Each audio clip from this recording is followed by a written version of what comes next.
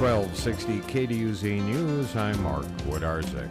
The father and son from rural Paynesville accused of murdering 43-year-old Timothy Larson of Albertville both made court appearances yesterday. However, action was delayed in the father's case pending his securing an attorney.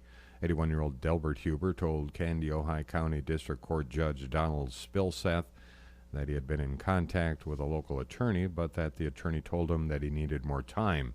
Spilseth delayed Huber's hearing for 1 week, and he's scheduled to appear in court Monday on a second-degree murder charge.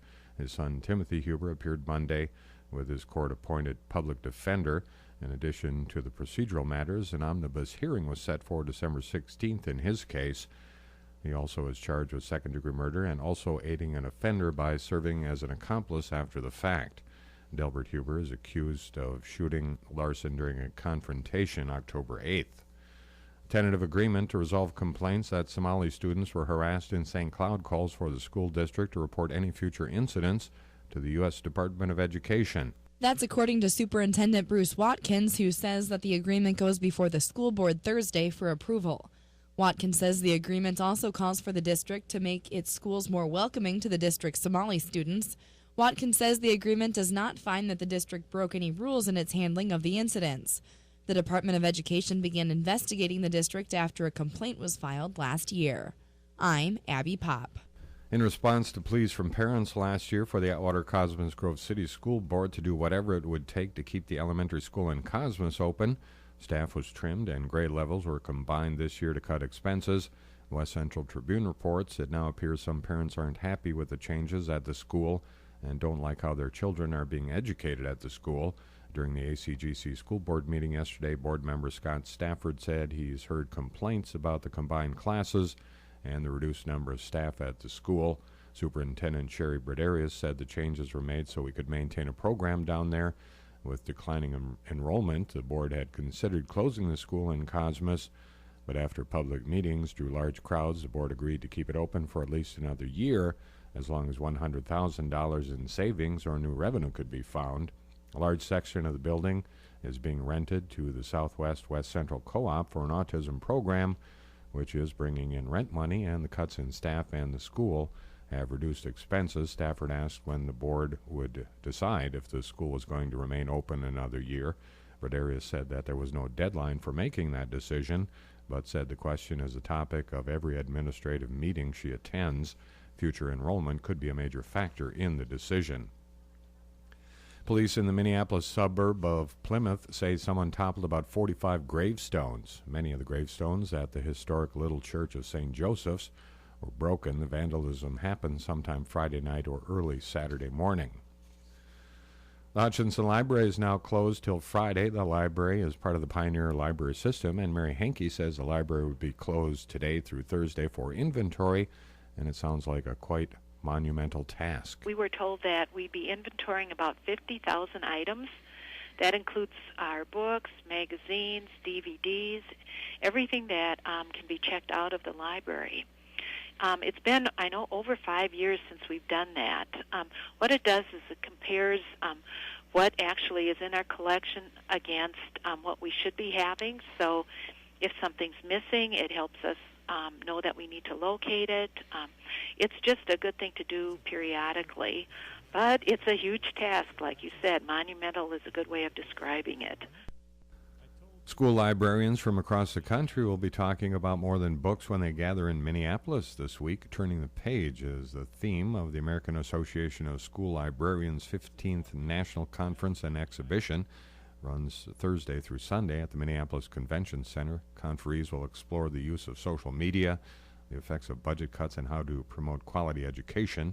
More than 3,000 school librarians, educators, publishers, and guests are expected to attend. Medina-based Polaris Industries saw a 26% jump in sales in the third quarter. Mike Bristow of Bristow's Kawasaki and Polaris in St. Cloud says his sales have mirrored Polaris's, and he credits the manufacturer's willingness to invest in its product lines. When times got tough, they continued to make change. And when they did that, we're now coming out of it a little bit on the economy side, and people are ready for that change. Bristow says in the third quarter, as customers were buying across all product lines, company-wide ATV sales were up 25%, snowmobiles up 23%, parts and accessories up 20%, and Victory motorcycle sales were up a whopping 77%. Governor Dayton hosts a statewide job summit today in St. Paul. Bill Werner has more. The governor opens the summit, highlighting areas of concern and opportunity that he heard during meetings in Greater Minnesota. There's then an executive panel, including Medtronic's former CEO, followed by breakout sessions, plus a speech by U of M President Eric Kaler. Senate Republicans rolled out their job creation agenda yesterday, which includes a moratorium on new regulations, plus reductions in both the corporate income tax and statewide business property tax. We wanted to give you a stadium-free moment. As last week there was a lot of discussion about stadiums with the Governor's Job Summit, we're hoping that this week will be a focus on jobs. Senate Assistant Republican Majority Leader Jeff Michelle. Bill Werner reporting. The president has a new line, and Republicans have decided to use it as well. ABC's Brad Wheelis reports. Focus on the White House. President Obama says he won't wait on Congress. Where they won't act, I will. The president was in Las Vegas. ABC News White House correspondent Ann Compton. The president's new one-liner, "We can't wait," shows that Washington paralysis has set in. Both Democrats and Republicans don't have jobs legislation, but they do have a political issue. President Obama is taking this on to California and to Colorado, driving home his political jabs. Brad? The GOP throwing the president's words right back at him. ABC's Vic Ratner. Republicans are using the president's "we can't wait" theme as well. Speaker John Boehner saying we can't wait for the Senate to act on some of the 15 jobs bills that House Republicans say they've passed. And the GOP says we can't wait for President Obama to stop campaigning and negotiate to find common ground on jobs. I'm Brad Wheelis, ABC News.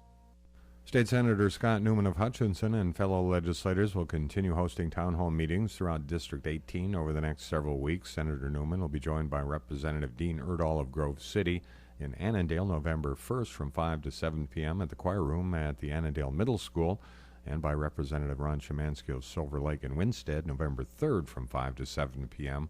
in the council chambers at Winstead City Hall. Newman says the meetings provide an opportunity for legislators to meet with citizens in an effort to gather input, feedback, and address local concerns. Lawyers across the state being honored today during National Pro Bono Week for civil and legal services they provide for low-income Minnesotans. Steve Marchese with the Minnesota Bar Association says 18 firms and legal departments do volunteer work. Law is one of the only professions where there is a rule of professional conduct that relates to the obligation to provide free legal services to low-income clients.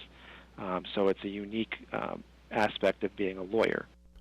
The state's pro bono standard asks law firms to provide at least 1% of their billable hours in pro bono service in their first year of participation and 2% in the second year. Minnesota attorneys provide more than 200,000 hours of free legal services every year.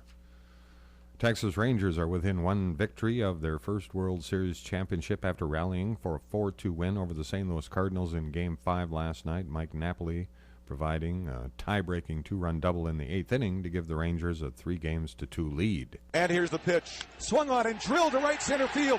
Up the alley. On the run. Craig can't get it. It's off the wall. 1 run is home. 2 runs are home. It's a double for Napoli. And the Rangers lead it 4-2. Eric Nadel with the call on ESPN Radio Dallas. Jim Thome isn't ready